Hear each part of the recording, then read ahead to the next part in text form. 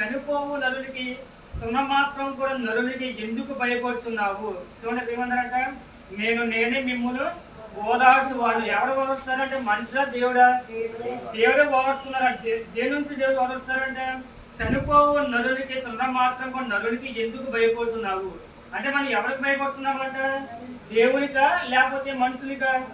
మనుషులకు భయపడుతున్నాక ప్రభు ఏమన్నారంట, చనిపోవు నరునికి మాత్రం కూడా నరునికి ఎందుకు భయపడుతున్నావు? ఎవరు చనిపోతున్నారంట? మనుషులు చనిపోతున్నారు. ఈ లోపల నరులు చనిపోతున్నావు. వాళ్ళ ఆయుష్కరు 70 సంవత్సరాలు లేకపోతే అధికమైన సంవత్సరాలు అయితే 80, 90, 100 పెంచుకోవచ్చు. కానీ ఖచ్చితంగా ఏదో ఒక సంవత్సరం వాళ్ళకి ఏమవుతుందంట, మరణం వస్తుంది, చావు అనేది వాళ్ళకి వస్తుంది. కానీ వాళ్ళకి భయపడుతున్నారు. కానీ జీవితకాలానికి కూడా నాకు మరణం లేదు, నాకు చావు లేదు అని ప్రభువుకు మాత్రం ఏమవుతుందంటే దేవునికి మనం భయపడడం లేదు. మనుషులు ఏదో అంటారని, మనుషులు అలాగంటున్నారని, లేకపోతే తల దించుకొని చేస్తున్నారని అని మనం భయపడుతున్నాం కానీ మనుషులకి. కానీ ప్రభు ఏమన్నారంట, చనిపోవు నరునికి ఏ మాత్రం కూడా నరునికి ఎందుకు నువ్వు భయపడుతున్నావు? నేనే కదా నేను ఓదార్చు వాళ్ళను. నిన్ను బాధ పెట్టారని, కన్నీళ్ళు తెప్పించారని, లేకపోతే నీకు శ్రమ పెట్టారని, నేను అవమానించారని, లేకపోతే నీకు సాధించారని, లేకపోతే కుటుంబంతో కలిసి నేను వ్యాధి కలిగించి, లేకపోతే ఈదులు పెట్టి అందరూ కూడా నేను సాధించేలాగా అందరూ ఒకటైపోయి అని చాలా మంది అనుకుంటూ ఉంటారు. కానీ అలాంటి సమయంలో కూడా మనం ధైర్యంగా నిలబడాలి. ఎందుకంటే ఎవరు భయపడతారంటే తప్పు చేసిన భయపడతారు, కానీ ఏ తప్పు చేయడం భయపడతాడు.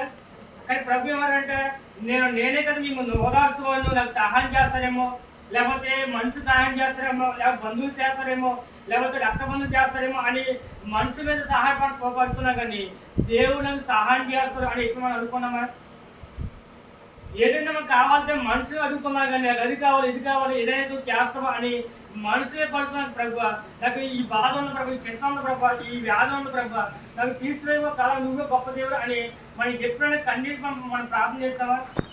లేదు. కాబట్టి ఇక్కడ ఏమంటే నేనే కదా మేము ఓదార్చుకోను అని మనం ప్రభు దాకా వెళ్ళి మనం వెళ్ళడం మానేసి మనం ఓదార్చుకో దగ్గరికి వెళ్తామో, లేకపోతే ఇంకా బాధ పెంచుకో దగ్గరికి వెళ్తామా?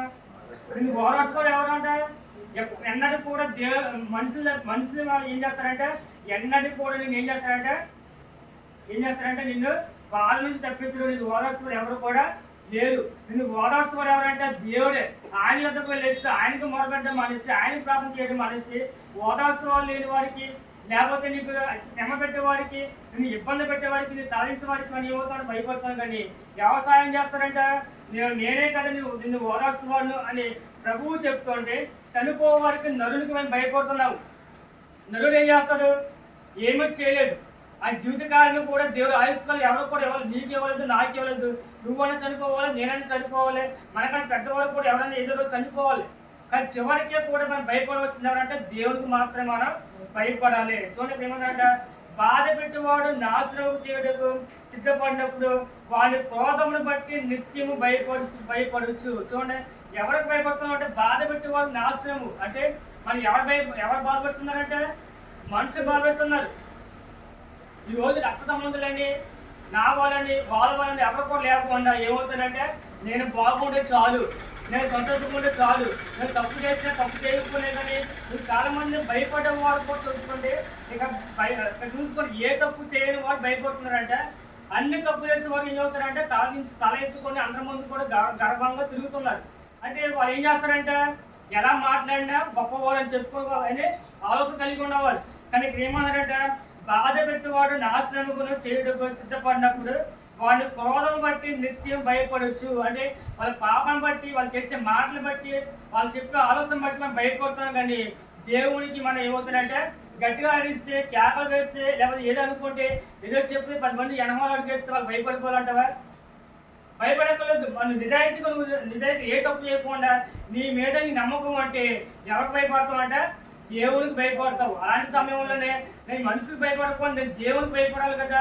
మనుషులు ఏం చేస్తారు అని వాళ్ళ మీద మనం ఏమవుతారంటే ఏమి అనుకోవాలి, మనం మౌనంగా ఉంటే దేవుడు ఏం చేస్తారంటే న్యాయము తీర్చే గొప్ప దేవుడు. కాబట్టి ఏమన్నంటే నేనైతే మిమ్మల్ని ఓదార్చువాను అంటే దేని నుంచి దేవుడు ఓదార్చుతారంటే శ్రమ నుంచి ఓదార్చే దేవుడు, బంధకాల నుంచి ఓదార్చే దేవుడు, నీ కన్నీటి నుంచి ఓదార్చే దేవుడు, లేకపోతే నీ శ్రమ నుంచి దేవుడు ఓదార్చే దేవుడు, నీ కుటుంబం ప్రతి దాని ఎందుకు కూడా నీ జీవితంలో ఏ తప్పు చేయకుండా, నువ్వు అన్యాయం ఏం అన్యాయం చేయకుండా నువ్వు నిజాయితీగా ఉంటే ఆయన నీ బాధ బిందులు ఏం చేస్తారంటే నేను తుడిసి వేసి ఏం చేస్తారంటే ఆనంద బాధలాగా దేవుడు చేస్తాడు. చాలా మంది ఏమవుతుంటే ఏ తప్పు అన్ని తప్పులు చేసేసి నేను నిజాయితీగా ఉండాలంటే ఏడుస్తూ మాట్లాడుతూ ఉంటారు, గట్టిగా అడుస్తారు. దేనికోసం అడుస్తారంటే వాళ్ళందరి ముందు కూడా ఏ తప్పు చేయకుండా నిర్మించుకోవాలి, ఏ తప్పు చేయకపోతే కన్నీటితోనూ లేకపోతే దుఃఖంతోనూ లేకపోతే గట్టిగా ఏడుస్తారు. ఏం చేస్తారంటే అరుస్తూ ఉంటారు.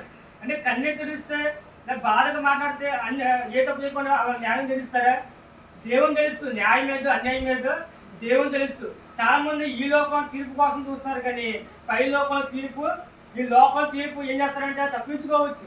ఆ రోజు తీర్పు ఉంది, ఆ రోజు గొడవ ఉంది అని మనం రాకుండా పారిపోవచ్చు, ఏదో ఊరెళ్ళిపోవచ్చు, ఆ రోజు అనొచ్చు.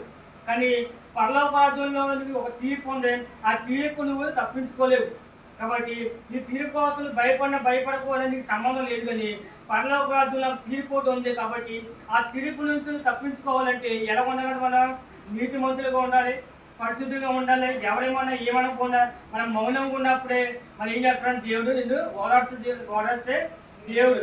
మనిషి కనిపించలేక దొంగ ఏడుపులు, లేకపోతే మనిషి కనిపించలేక లేకపోతే ఏడ్చిస్తే లేదా ఈ మంచోడు అని మనం నిరూపించుకుంటే ఈ కన్నీటి ఇక్కడతో ఉంటుంది. కానీ రేపు దినాన్ని మనం చనిపోయిన తర్వాత దేవుడు ఏం చేస్తారో నరకానికి ఎంటేస్తారు. కాబట్టి మనుషులకి నమ్మించలేక మనం బతకూడదు, దేవుడికి ఇష్టంగా ఉండేలా మనం బతికితే చాలు. కాబట్టి అలాంటి వాడిని ప్రభు ఏమంటే నేనే మిమ్మల్ని ఓదారుస్తా అంటాడు. మీ లోపల మనుషులు నమ్మిస్తే మనం ఏడిస్తే మనుషులు ఓదార్చలే, కానీ దేవుడు ఏం చేస్తాడు, నిన్ను తుణికలేస్తాడు, నువ్వు బయటికి గెంటి వేస్తాడు. కాబట్టి దేవునికి మనం నిజాయితీగా ఉంటే దేవుడు ఏం చేస్తాడంటే ఊరంతా కలిసి గ్రామంతో కలిసి దేశమంతా కూడా నిన్ను వెలివేసినా కానీ దేవుడు ఏం చేస్తాడంటే నేను నిజాయితీగా నేను నిలబెట్టి నిన్ను అప్పుడు ఏం చేస్తాడు, నిన్ను ఓదార్చే గొప్ప దేవుడు. చూడండి కీర్తన గ్రంథము